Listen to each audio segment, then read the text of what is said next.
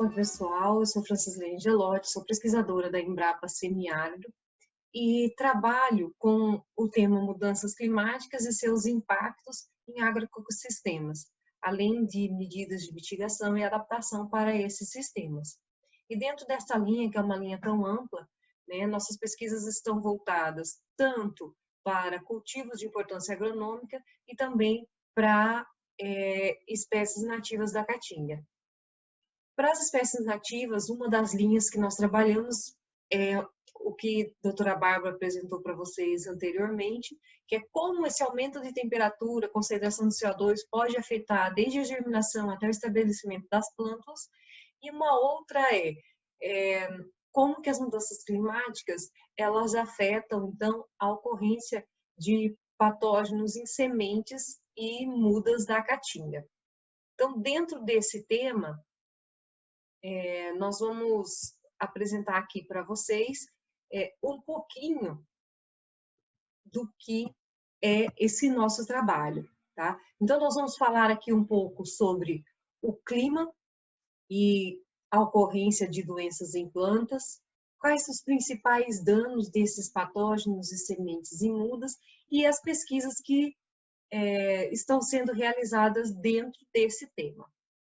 Para começar, então, nós precisamos entender, né, um conceito que é bastante amplo sobre o que é doença de planta, né? Então, doença de planta é qualquer mau funcionamento no tecido ou células ocasionadas por um agente patogênico, né, e que causa sintomas. Só que para que ocorra essa doença, o que nós precisamos ter?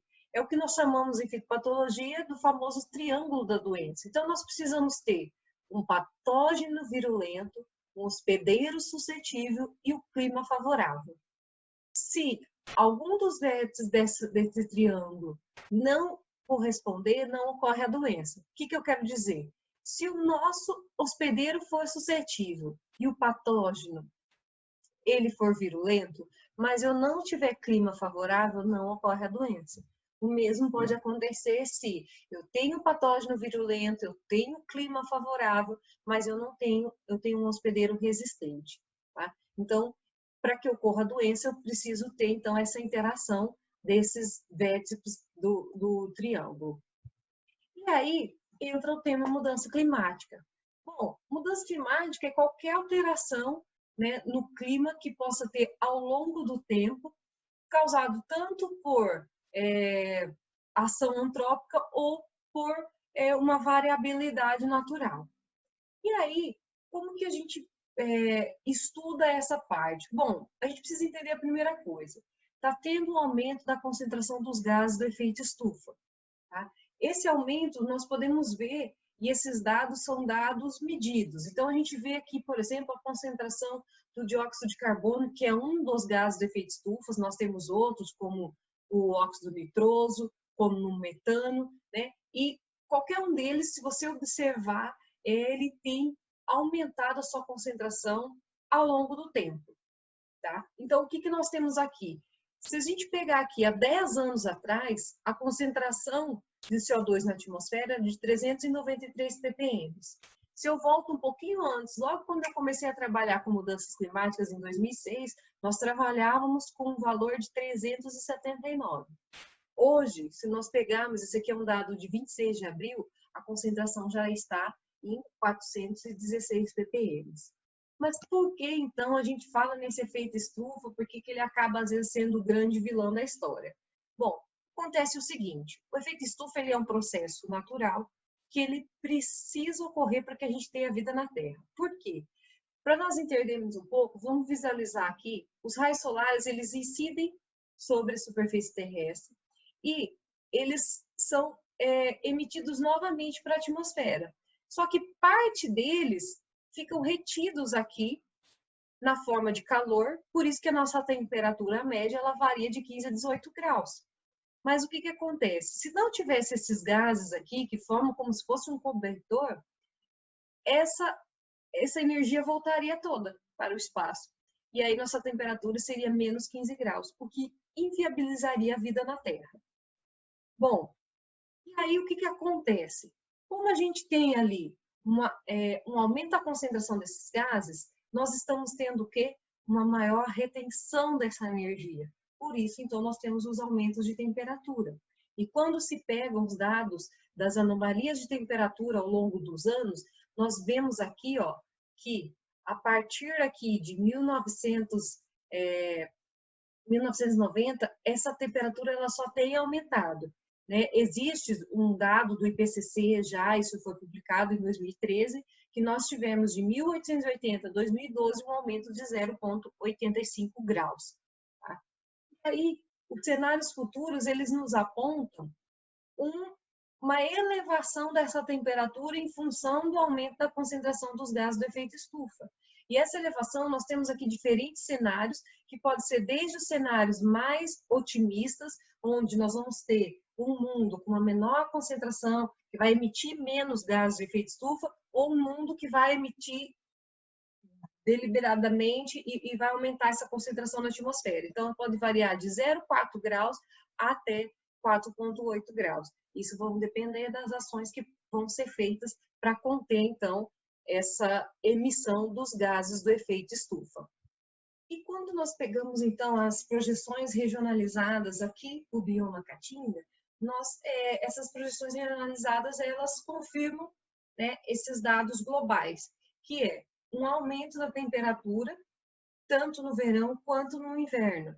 Então, nós temos aqui que no verão as temperaturas podem aumentar, mas podem aumentar com uma intensidade menor do que no inverno. Então, aqui nos diferentes triênios, né? Então, de 2011 a 2040, 2041 a 2070, com um aumento de até quase 5 graus aí para 2100 no inverno. Da mesma maneira, nós podemos ver aqui essa projeção para a precipitação. Então, para o nosso bioma aqui, para a nossa região, nós temos, então, o gráfico invertido, porque é uma redução, né, na porcentagem de precipitação que pode ocorrer. Então, a gente pode ter até aqui de menos 10 até menos 50% no que já ocorre hoje. Tá? Como esses novos cenários vão afetar a patologia de sementes e mudas. Então, se nós pegarmos alguns desses elementos climáticos que nós já falamos aqui, que vão ter alterações e que estão sofrendo alterações, por exemplo, a concentração de dióxido de carbono. O CO2, ele é o precursor da fotossíntese. Então, ele tem um efeito direto, né, no crescimento e desenvolvimento das plantas. Da mesma maneira, a temperatura e a precipitação também interferem diretamente no metabolismo da planta, no seu desenvolvimento. Então, nós vamos ter alterações desses elementos e, consequentemente, as plantas vão estar sofrendo algumas modificações ou até algumas adaptações. E, da mesma maneira, nós vamos ver que os patógenos também. Então, esse triângulo da doença que nós vimos nos slides anteriores, a gente pode pegar aqui. As mudanças climáticas, elas vão interferir tanto no patógeno, na sua virulência, no ciclo de desenvolvimento, que é desde quando o inóculo ele cai sobre a semente ou cai sobre uma folha e ele vai germinar e ele vai infectar, né? Ele vai se reproduzir, toda a sua sobrevivência, né? A quantidade de inóculo vai aumentar ou vai diminuir. Da mesma maneira, né? As mudanças climáticas ali vai interferir, então, na temperatura com aumento, né? No padrão de precipitação vai aumentar, vão ter mais secas, então tudo isso vai ter interferência. E quando a gente pega aqui o hospedeiro, nós também vamos ter, né? As espécies reagindo de maneiras diferentes a essas mudanças, né? Como que vai a fenologia dessas plantas vai mudar, vai continuar, né? A fisiologia, então tudo isso vai estar sendo influenciado por essas mudanças no clima. E aí, quando nós pegamos o tema que são os fungos associados às sementes, né, nós temos assim que a ocorrência desses fungos, eles reduzem a qualidade das sementes. Né? Esses fungos, eles podem estar presentes ali por uma contaminação superficial, apenas na superfície, ou também colonizando os órgãos internos. Tá? Vale ressaltar aqui que os patógenos associados às sementes podem ser fungos, bactérias e vírus. Nós vamos tratar aqui mais especificamente do caso dos fungos. E aí, o que eles podem causar? Uma redução na germinação, redução na população de plantas, tombamento, podridão radicular e também manchas foliares. Tudo reduzindo, então, essa qualidade das nossas sementes. Nos sistemas naturais, o que a gente tem?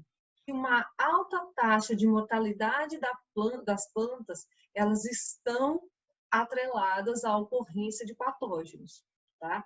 E aí, nos sistemas naturais, a gente vai ter essa deterioração da semente, o tombamento da planta, murcha e morte também. E por que é importante nós entendermos como isso pode ser alterado com as mudanças climáticas, né? Algumas medidas e estratégias de controles vão precisar ser adotadas no caso em que o clima favorecer mais a ocorrência de determinado patógeno. Então, isso tudo tem essa grande importância de você entender o que vai acontecer com esse micro-organismo, se ele vai se tornar mais intenso, se a planta ela vai se tornar mais suscetível, para daí que a gente consiga, então, a ter estratégias eficazes de controle. Então, o que acontece? Que isso é um desafio, né, atualmente. As informações sobre patógenos associados às sementes, elas são bastante reduzidas. Teve um trabalho do Dr. Álvaro, da Embrapa Florestas, com patologia de sementes, e dos 120 trabalhos publicados, apenas 14 faziam referência sobre fungos associados às sementes de plantas da caatinga. Então, assim, quando a gente fala em patógenos de sementes, isso aí, quando você vem para a caatinga, isso tem uma recepção muito maior, tá? Então, pouca informação sobre essa patogenicidade, por quê? Vocês perceberam que eu estou falando em fungos associados às sementes, porque às vezes nem aquele fungo, ele não vai se tornar patogênico, né? Então a gente precisa desse tipo de informação para saber se aquele fungo que está associado à semente, quando a gente tiver a planta, aquilo vai ser uma doença em planta, tá? Atualmente, então, nós temos pouca informação sobre isso, sobre métodos eficientes para detecção, sobre como que ocorre essa taxa de transmissão. Então, esses fungos, eles são fungos de armazenamento, eles são fungos que ocorreram no campo, que vieram após a floração. Então, como que se dá essa taxa de transmissão, né? E também, uma outra dificuldade que nós temos é o uso e eficiência de produtos químicos ou alternativos para o tratamento, né? Porque como espécies florestais já tem uma quantidade menor de produtos que possam ser registrados para esse tratamento, então daí você coloca as espécies da caatinga uma menor, isso reduz muito. E aí nós temos então um impacto direto na qualidade das sementes. Então, quando nós pensamos que é muito importante essa parte de sementes para produção de muda, para reflorestamento, então se a gente conseguir ter esse tipo de informação, a gente vai estar contribuindo muito mais ali com informações para os viveristas, né, para conseguir estar fazendo esse trabalho com sementes de qualidade, que é de extrema importância para o setor. Alguns gêneros de fungos que estão associados, que foram estudados e estavam em associação com sementes da caatinga. Então, o fusário, que é um fungo que também causa doença em plantas, né? Tanto trigo, causa doença em maracujá, então a gente tem aí diversas espécies de fusário causando doença, Plasmodiplódia, alternária, foma, macrofomina, então a gente tem ali Phomopsis, então a gente já tem a identificação de diferentes gêneros de fungos associados a sementes da caatinga, e que são fungos que podem ocasionar doenças em plantas, tá?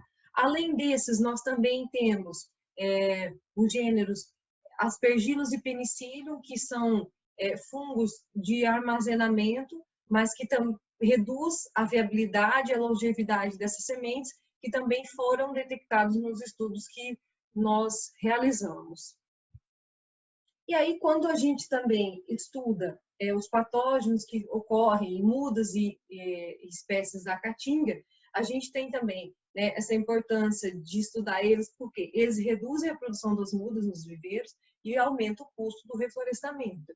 E os sintomas, eles variam também. Pode causar o tombamento, morte em pré-emergência, podridão radicular, manchas necróticas em folhas e caule, deformações, subdesenvolvimento e descoloração do tecido. Então, tudo isso vai fazer o quê? Que você tenha uma redução de plantas viáveis para poder ir ao campo.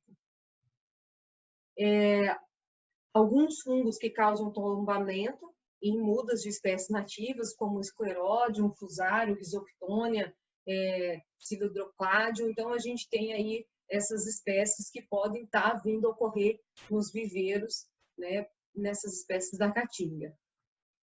Nós realizamos um trabalho, alguns anos atrás, onde nós fizemos um levantamento.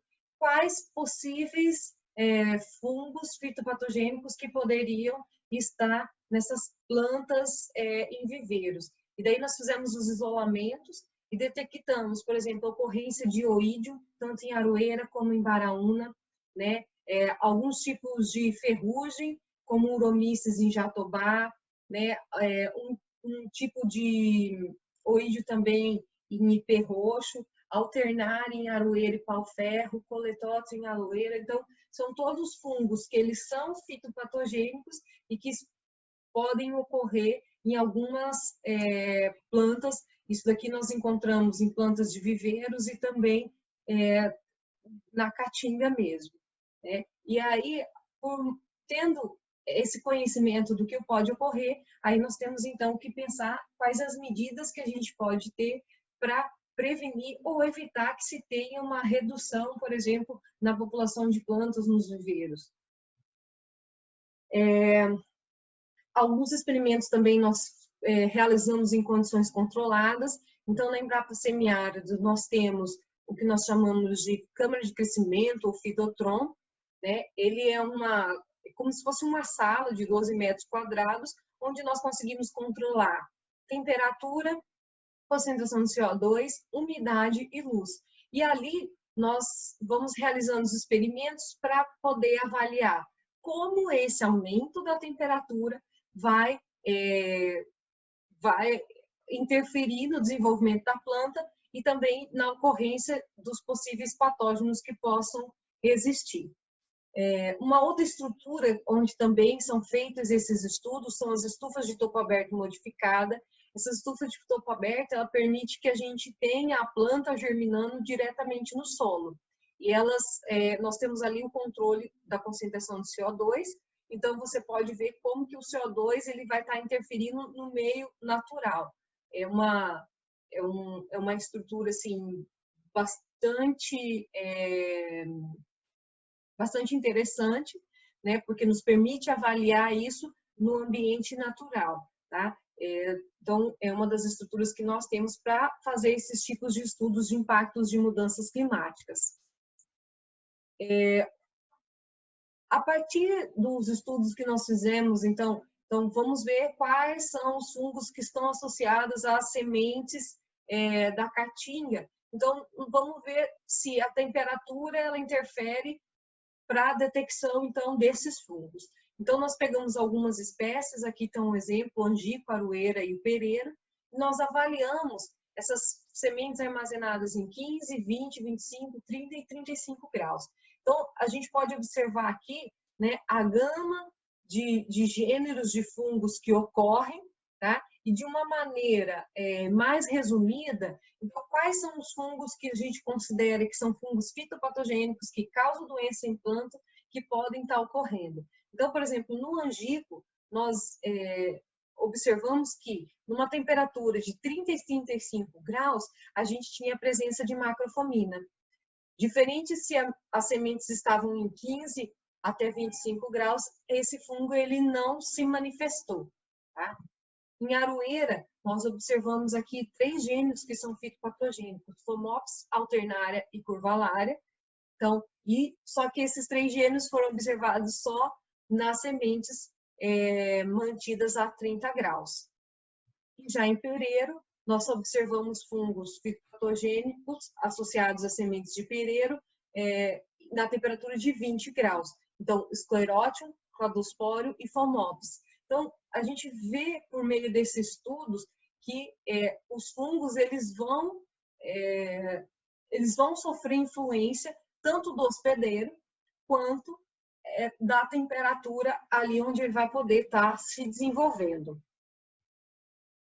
E como eu já disse, né, anteriormente, os nossos desafios eles são bastante grandes, porque nós precisamos entender primeiro como que é que essa dinâmica fungo e clima ocorre em espécies nativas da caatinga, porque o nosso número de informações ainda é muito reduzido.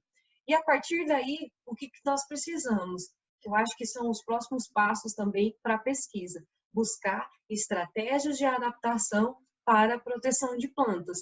Então, um pouco disso já está até mais avançado para os cultivos agronômicos, né? E para plantas da caatinga isso ainda não começou. Então, eu coloco aqui como um grande desafio, porque a gente precisa dar esse passo para poder estar dando, então, esse suporte a mais aí para os viveristas, para os produtores, né? De mudas das nossas espécies nativas. Aqui nós temos, então, algumas referências que foram deixadas para que vocês acessem, estudem um pouco sobre o tema. E nós agradecemos aí pela atenção, né? E fica aqui o nosso contato para vocês tirarem dúvida, quem quiser trabalhar num tema. Eu digo para vocês que é um tema fantástico, assim, eu gosto muito dessa área aqui que eu posso atuar também. Obrigada.